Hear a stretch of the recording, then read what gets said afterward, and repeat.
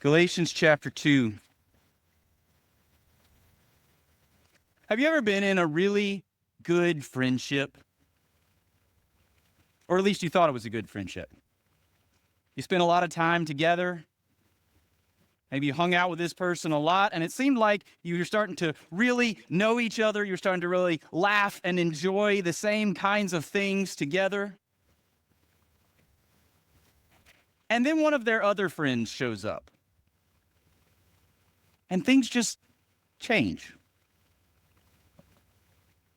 Maybe you were a little more reserved before and you finally started loosening up with them. Their other friend comes and they don't laugh quite as hard at the joke that you make.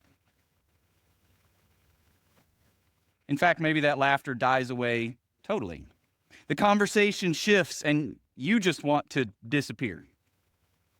And maybe you feel foolish for thinking that friendship was so good in the first place.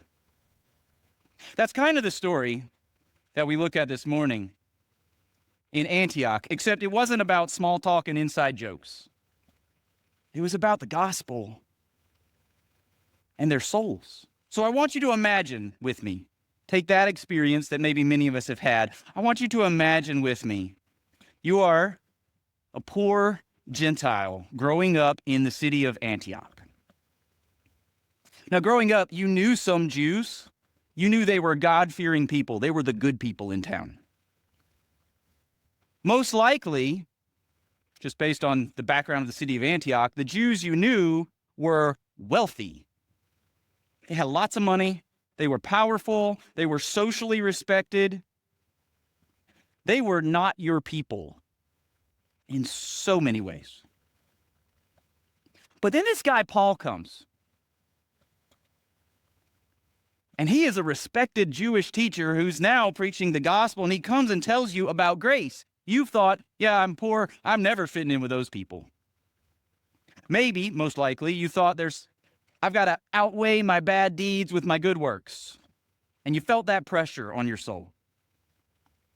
And you thought, maybe I can make it through life and it's okay, but there's no way the God of those rich, goody two-shoes Jews will love me. Until Paul came, saying all you have to do to belong to God's family is to hear the message of God's unmerited favor through Jesus Christ and rely on it. And you think, that is way too good to be true. No way. Finally, after knowing Paul's in town and you've heard little bits of what he said, you work up the nerve to go where they're meeting, to sneak in the back row, and to hear Paul preach. And I hope nobody's going to notice. But Paul notices. And he catches you afterwards. And he talks to you and you say, the conviction of my sin, I heard the gospel and I realized I have been so dishonoring to that glorious God. You feel that conviction and you're blown away by the glory of Jesus. He would give himself for me. You tell Paul, I need this mercy. I know I haven't lived like Jesus. I believe he died in my place. And Paul says, then turn from trusting yourself and trust instead in Jesus to give rest to your soul. Trust in the King. And he also says, by the way, don't think you're the only one who needs grace. Paul says, I was the ultimate religious rule keeper who acted in hatred towards all these people who believe in the gospel, and God changed me. I had no rest in my soul, but the grace of God is what changed me, so he can change you. That's what Paul tells you. And finally you say, Paul, if the grace of God is good enough for you, and you say you're the chief of the morally good sinners, it's good enough for me. So you joyfully come to Jesus. Now let's say you spend the next few weeks, you soak in the teaching of the gospel. You come hesitantly at first. You still sneak in the back, but you see Paul and he smiles. And you think, but that other person over there, they're not going to accept me. And then they do. And you go from thinking, I can't possibly belong with those people, to feeling little bits by bit, you relax into belonging with this group of people, into a family. But you know there's meals, and you say, there's some Jews here. So you go to Paul and you say, Paul, I don't eat like these Jews. We eat different food. And they've never wanted to sit at a table with me before. So like I can come and hear the preaching, but maybe I'll just slip out before dinner. And Paul says, didn't you come to Jesus through grace? And then he says, come here. And he puts his arm around you. And he walks you over and he sits you down next to Joshua, who's been a Jew, who's a believer for years. He sits you next to him and you're like, oh no. But Joshua welcomes you too. And you enjoy fellowship alongside this person. Gradually, your defenses come down. You taste unity. You taste laughter. You eat the Lord's Supper together. Your soul starts to rest in the fact that you don't have to measure up in performance of good deeds to outweigh your bad, and you just enjoy grace. And then you hear, Peter's coming next week. And you're like, wait, the Peter? Like, Paul, are you talking about a different Peter? Are you talking about the one who betrayed Jesus? That one? That Jesus sat by the seashore with him and said, if you love me, feed my sheep? You talking about like the Peter who preached on Pentecost? You mean that guy? The guy who said, you are the Christ, the Son of the living God. The guy who drew his sword, cut off the guy's ear, turned out to be a bad plan. You're talking about that guy, right, Paul? Yeah, Peter's coming. The one who saw Jesus feed the 5,000 and saw him invite the children to come and saw Jesus eat with sinners and tax collectors. They show up and it's everything you could have imagined. It's wonderful. Until some people from Jerusalem walk in the back door.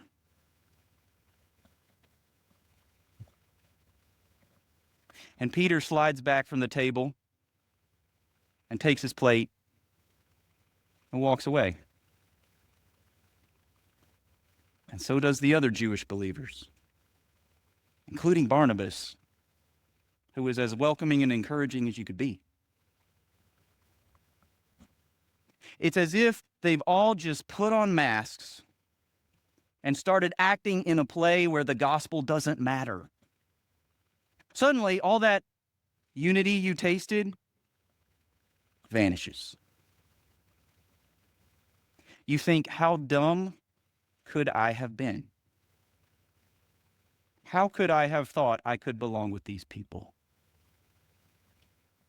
Shame floods in. You think, I'm not fully accepted after all. I don't really belong with these people after all. And you decide the gospel either isn't for you, or you decide the only way to have that kind of unity is, I guess I've got to keep the Jewish law like they do.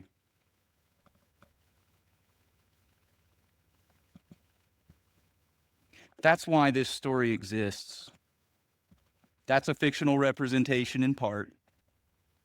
But the core of it is exactly why Paul speaks to Peter the way he does. I want to read Galatians 2, beginning in verse 11. But when Cephas, or Peter, came to Antioch, this is Paul, I opposed him to his face because he stood condemned. For before certain men came from James, he was eating with the Gentiles. But when they came, he drew back, he separated himself, fearing the circumcision party. And the rest of the Jews acted hypocritically along with him, so that even Barnabas was led astray by their hypocrisy. But when I saw that their conduct was not in step with the truth of the gospel, I said to Peter before them all, if you, though a Jew, live like a Gentile and not like a Jew, how can you force the Gentiles to live like Jews? We ourselves are Jews by birth and not Gentile sinners, yet we know that a person is not justified by works of the law, but through faith in Jesus Christ. So we also have believed in Christ Jesus in order to be justified by faith in Christ and not by works of the law, because by works of the law, no one will be justified. So you can see the pieces of the story I had you imagine. You can see them written in the way he talks here. First, Peter is eating with the Gentile believers, and so are the other Jews who are there, like Barnabas and others who have come with him. They're united around the gospel. There's joy, there's excitement, there's laughter, there's belonging. And this included the Lord's Supper together. And in the experience of that world, apart from the gospel, good Jews didn't do that. They didn't eat alongside Gentiles. So you know there's a change when you see this. In Antioch, you see what they're doing, and you might even have heard the story. Peter says, God gave me this vision 3 times that I needed to go to Cornelius, who was not a Jew, and God said, what I've called clean, don't call unclean. So you might have heard that story even. First, he's eating with them. When the people show up, they brought numerous social pressures. I want to pause a minute and say, what kind of pressures did Peter feel that made him want to back off? Well, it could be what we've already looked at. There were troublers, there were agitators who had taught you need to keep the law in order to have salvation. So there could have been a pressure coming from others that says, if you don't fit these performance, social, cultural things that are tied to the Mosaic law, then you're not true believers. It could be that. That's part of the pressure that we know was there. Here's a second one. There was a group called Jewish zealots, and they could be very violent. They were like rabid nationalists, if you will, for Israel. And they were willing to use their violence and their persecution to keep their national heritage pure. So they would put pressure on Jewish Christians. And they would say, we know this happened in Jerusalem. We don't know for sure that's what was in Peter's mind, but it makes sense this would be part of it. They would come and they would say, if you don't keep the law, you're Roman sympathizers. If you sit next to that Gentile at dinner, you might as well be supporting Caesar. That's what their countrymen are saying. And not only you might as well be, but we might hurt you if you do. So there's that kind of pressure, a pressure for salvation, number one, a pressure for physical safety. We also know that Jewish believers, like Paul, really wanted other Jews to come to faith in Jesus.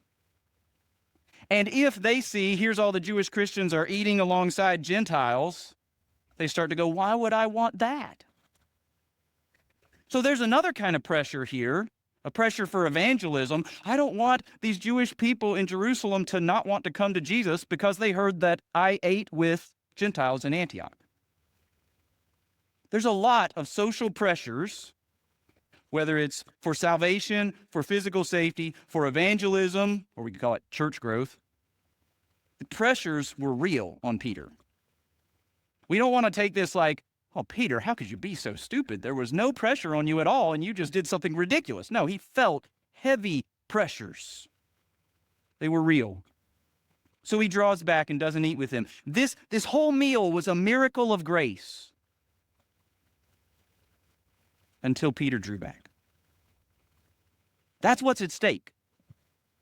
That's why Paul doesn't just say, well, we'll clear this up after Peter goes back to Jerusalem. I'll send him a strongly worded letter.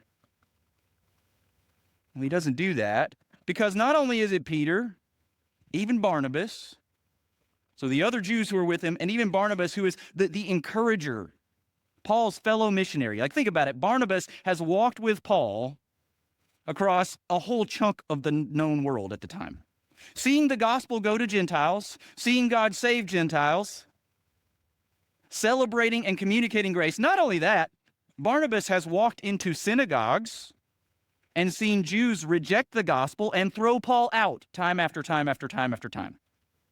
You would think, as an encourager, as a fellow missionary, as someone who's seen this, that he would be more sensitive to what is going on. And that's why the text even gives us this hint. It says that even Barnabas, the last person you think would do it, even Barnabas was led astray by their hypocrisy. Even Barnabas is wearing a different mask. He's acting in a different play, one where the gospel doesn't matter. So, Paul confronts Peter. And I want you to notice one thing about that. He doesn't confront him like he did the false teachers. If we went back to chapter 1, remember the strong language that's there? If anyone preaches a different gospel, let him be accursed. That's strong language. He doesn't come up to Peter and say, let you be accursed. He comes up to Peter instead, out of love for Peter, because he knows Peter believes the gospel. It's not that Peter is teaching the wrong thing, it's that Peter's conduct doesn't match his convictions. What he thinks is true about the gospel, he's not living out. He's not in step with the gospel, is the way this text tells us. So Peter is a brother not walking in step with the gospel. Paul comes along, he does get in his face, he confronts him. But he confronts him differently than he confronts those who are perverting the gospel in their teaching. And it's interesting, this story has been used over and over throughout history. Certain groups have condemned Peter. Other groups have condemned Paul. Other groups have condemned them both. And they say, look at those Christians always fighting amongst each other. Even within the church, it's been labeled as a power struggle or an overreaction. And all of those things miss the point. This isn't about the relative authority of Peter and Paul.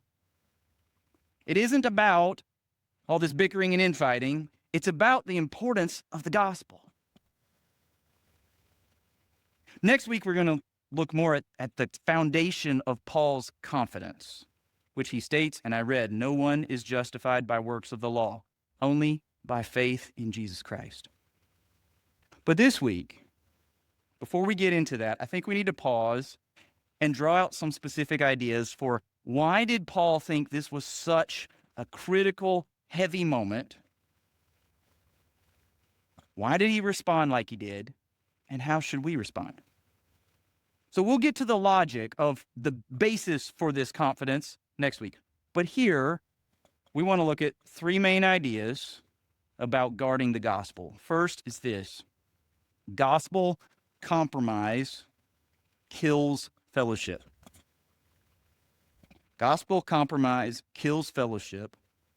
On the other hand, gospel clarity creates rest or peace-filled, God-glorifying unity.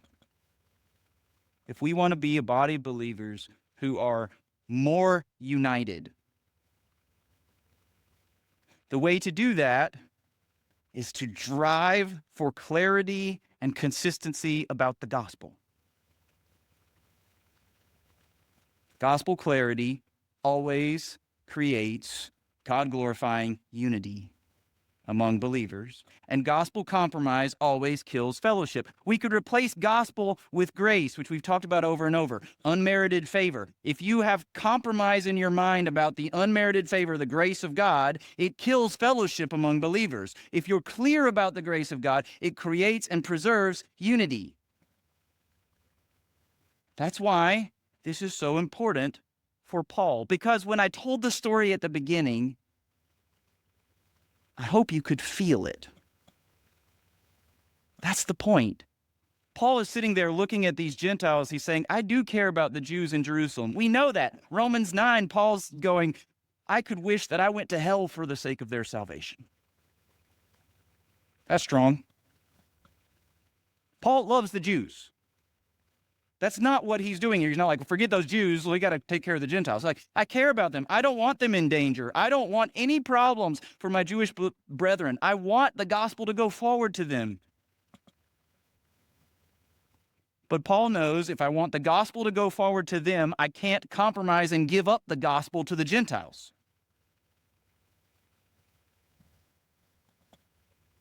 So this is such a heavy thing for Paul because gospel compromise or grace compromise kills fellowship. One of the questions that churches have to ask when there's disagreements and there's fights and there's parties that split, one of the questions we have to always go back to: are we really resting in the gospel? Are we really resting in grace? Are we clear on that? Because very often that's what's killing fellowship.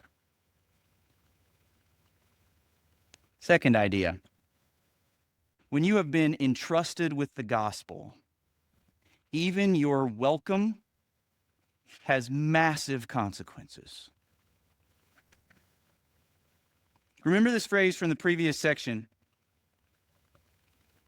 Back in verse 7, Paul said, when they saw that I had been entrusted with the gospel to the uncircumcised, just as Peter had been entrusted with the gospel to the circumcised. Paul knew both he and Peter had been entrusted. They'd been given a treasure. And when you have been entrusted with the gospel of grace, when grace has been shown to you, that is no low honor.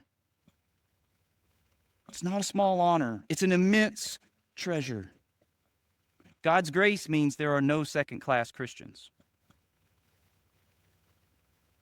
Most of us probably will not look around and say, that person's a second-class Christian.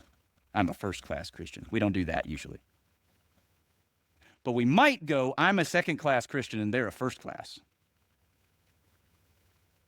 The grace of God means there are no second-class Christians. At Antioch, fellowship around the table was broken by hypocrisy. We're going to come back to that word in just a minute. But at the cross, Jesus set a table where Jew and Gentile, rich and poor, male and female, and any other divisions you can come up with are all welcome through the grace of God.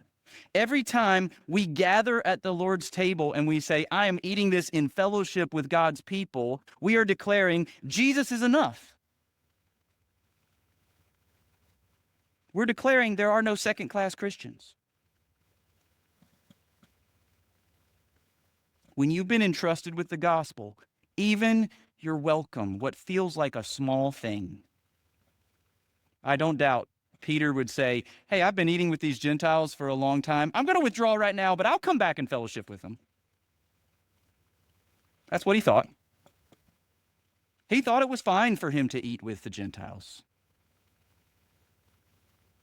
But not when the people from Jerusalem saw it. Peter didn't deny the gospel in his teaching, but in his conduct. He started out with the right view of grace, but these external pressures have caused his clear sight of grace to fade away. And I want you to notice this phrase in verse 14. I said just a minute ago, your welcome has massive consequences. Here's why I say that. Verse 14, Peter says, or Paul says to Peter, if you, though a Jew, live like a Gentile and not like a Jew, how can you force the Gentiles to live like Jews? That is shockingly strong language. If I'm Peter, I'm like, Paul, that's not fair. I'm not forcing them to do anything. All I did was get up from the table. Like, what do you mean, force? Paul says, actually, yes, you are. You are applying pressure. That's what forcing means.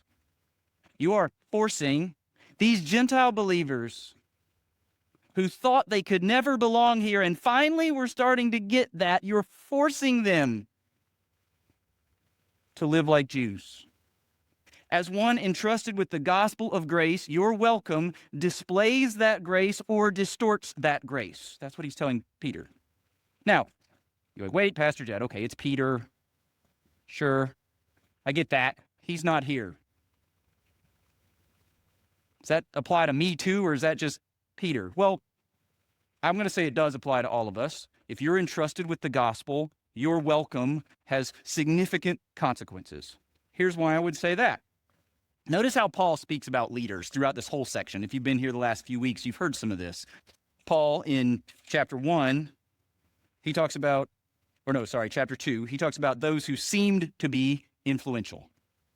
Those who seem to be pillars. What they were doesn't matter to me. Like, he's not sitting here going, Peter's a first-tier Christian whose welcome really matters and yours doesn't. No, he's saying, look, they seem to be influential. They do have influence. We've already seen that because Peter withdrew, and so did the other Jews, and so did even Barnabas. So he had influence, no doubt. Compromising the grace of God is contagious. It's one reason why it's not just about you. You have to rest in the grace of God so that people around you are encouraged to rest in the grace of God. Because when you start saying, well, Jesus plus a little of my performance, it's like a virus that spreads. And others around you start to feel that same way.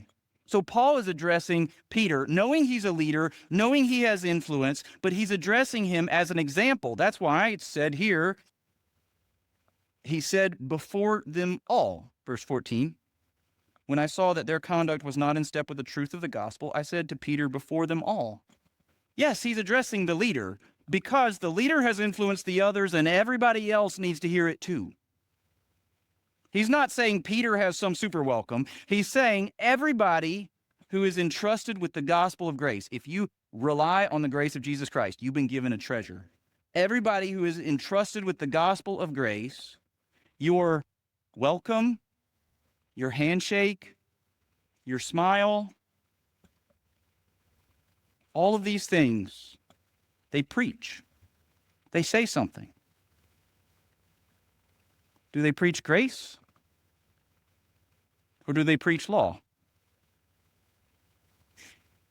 Do they preach measure up enough and we can be united in Jesus? Or do they preach Jesus is enough?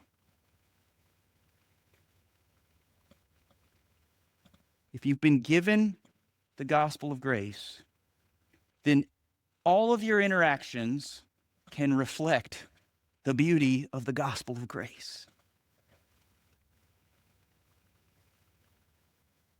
Now, maybe you hear that and you say, what does that exactly look like? And maybe you hear it and you think, that sounds kind of hard. I'm not sure I want that responsibility. Third thing, not only do we have to say gospel compromise kills fellowship, we have to say, if you have the gospel of grace, then your welcome has significant consequences. The third thing, in order to guard the gospel through you, you must rest in the gospel to you. Let's think a little more about Peter. It's kind of, why would he do what he did here? Text gives us a few things. One's in verse 12. When these men from James came, he drew back, he separated himself, fearing the circumcision party. Peter is not resting in the grace of God in a way that overcomes that fear. And so since he's not resting in grace to him that would overcome the fear, he feels the pressure of fear and he acts hypocritically. So we say, well, wait, what's hypocrisy? Maybe that word's familiar to us, maybe it's not. The idea is concealing your true character or your true convictions as if under a mask that implies something very different. It's like switching roles to act in a different play.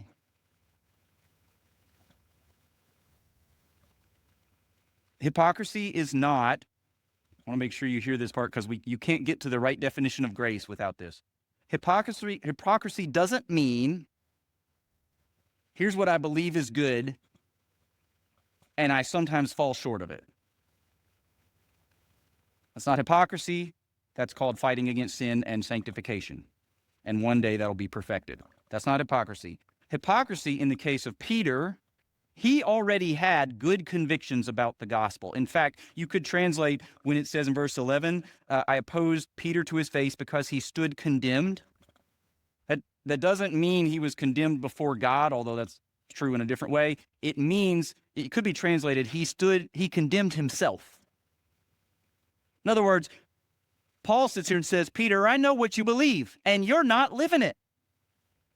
You say the gospel is so good that you know you don't have to keep the law, but you're implying that they have to keep it. Peter is not withdrawing because he has a personal conviction that says I shouldn't eat with Gentiles. He's withdrawing because he has fear. He knows the gospel, he knows grace, but he's afraid. We know a little of what that's like. You know when you have internal pressures, you're afraid of being excluded from a group you really want to be part of. You're afraid of being rejected from somebody you really care about. You're afraid of the opinion of others, and those fears can make us put on a mask to try and hide what we actually think is true. And if Peter and Barnabas can fall here, then don't think you're immune to it. We all face that. It's not hypocrisy when you say, I'm tempted to sin. I want to commit this sin in one sense, but I'm going to choose to fight it and do something else. That's not hypocrisy. It's hypocrisy to be tempted to sin and then pretend you never face temptation. You put on a mask in a different play to say, oh no, I never face any temptation. Instead of to say, I face temptation, but here's the grace of God to me that helps me to overcome it. Hypocrisy is like a husband who removes his wedding ring so he can play the single man somewhere else. Peter was already married. Peter knew the gospel. But instead of standing in the gospel and saying, that's who I am, Peter said, let's just pretend like the law is really the way I relate to God.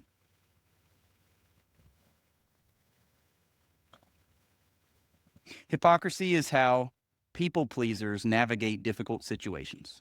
We do. We face these pressures. We face these external pressures. Remember, Peter had those. How about the safety of the people in Jerusalem? How about evangelism?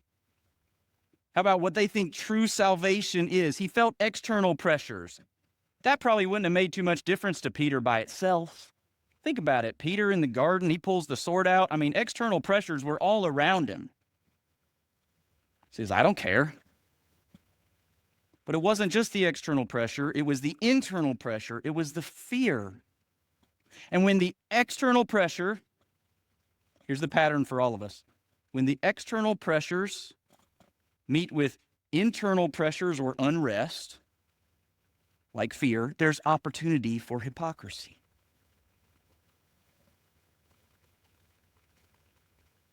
Peter didn't teach legalism. Peter did not teach these people, you must keep the law. All he did was act like it was true. Paul condemns legalism over and over in the book. You cannot manipulate God's favor towards you by your performance. That's legalism. Some of you have gotten in your life, you've gotten really good, and we all have our ways of doing it, of trying to manipulate the people around us so that our experience is what we want. You can't do that for God. That's legalism. I'm going to say it 3 different ways because it's subtle. I want you to hear all of them. You cannot approach God like he has a negative posture towards you. He's against you. I'm going to perform so that God is now for me. We know that one. That one's legalism. We get it. Okay, sure. You also cannot approach God as if he has a neutral posture towards you and you're going to perform so that he likes you. That's also legalism. It's not trusting him, it's trusting you. My performance makes my soul okay. You also cannot approach God as if he has a positive posture towards you. He likes you. He's in favor towards you. And the way you will guarantee that he stays that way is your performance. That's still legalism.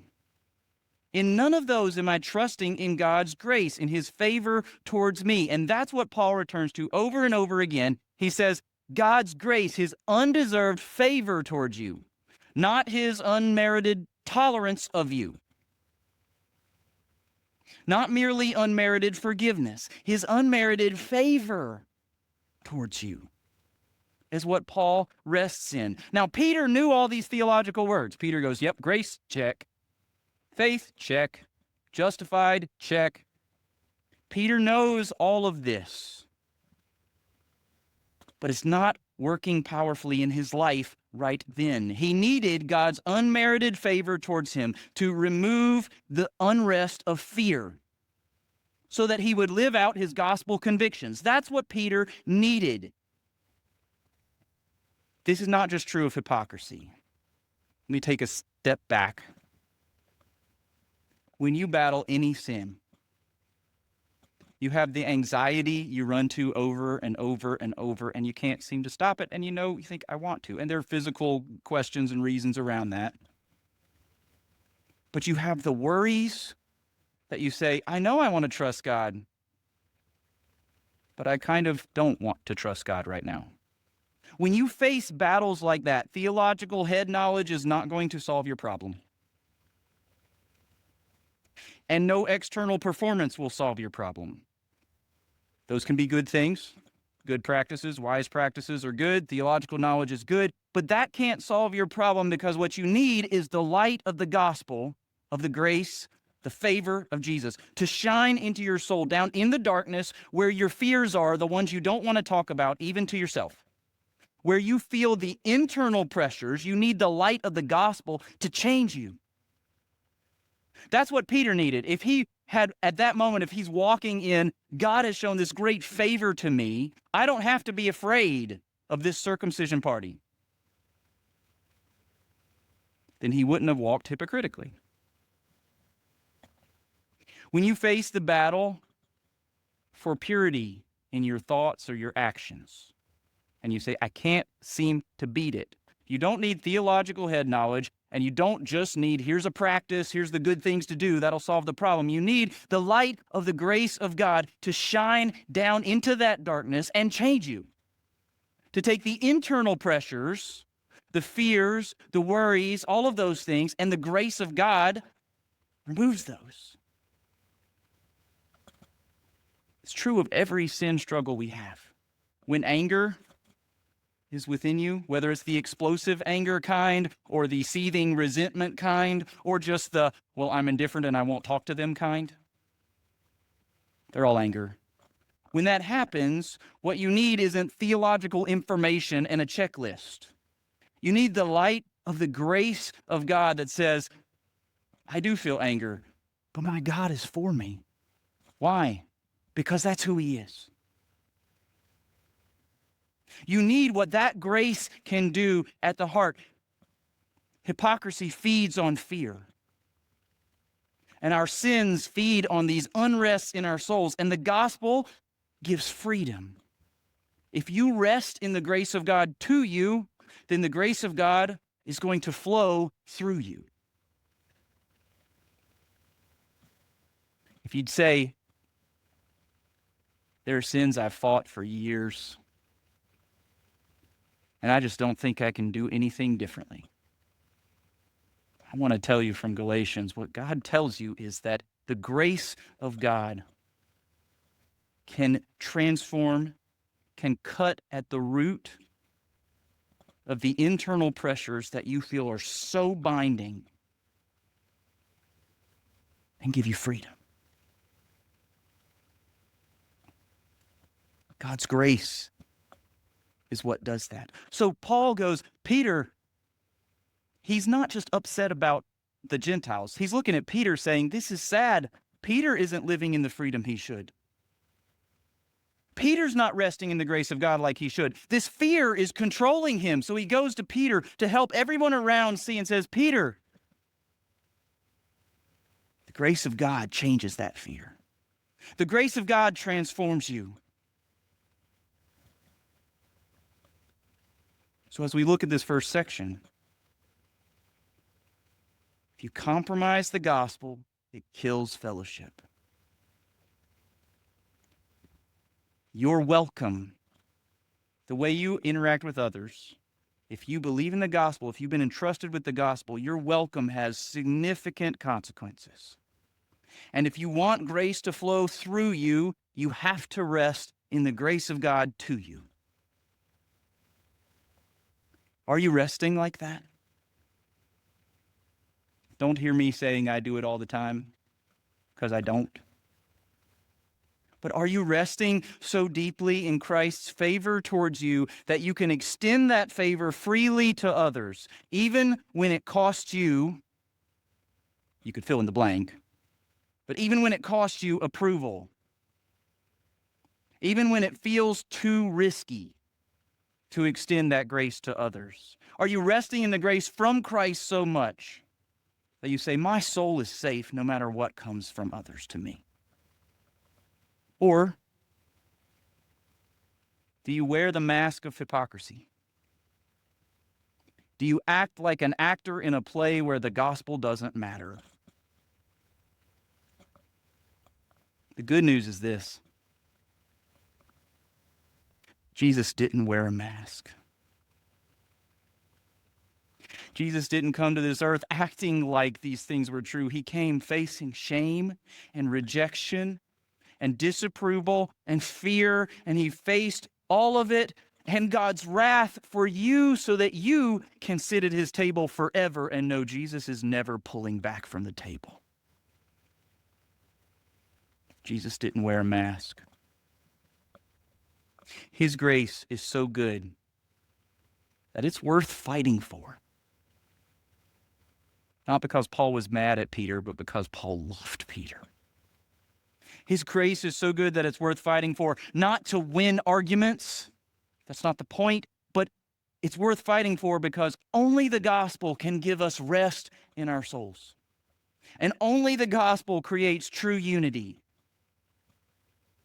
And only the gospel really trusts and glorifies God. So, brothers and sisters, let's walk in step with that truth. I invite you to close your eyes and respond to God. Ask him for the clarity to see this gospel to you and to rest in it. Because when the gospel shines deep in us, it does transform us. I invite you to respond to him, and then we'll sing together.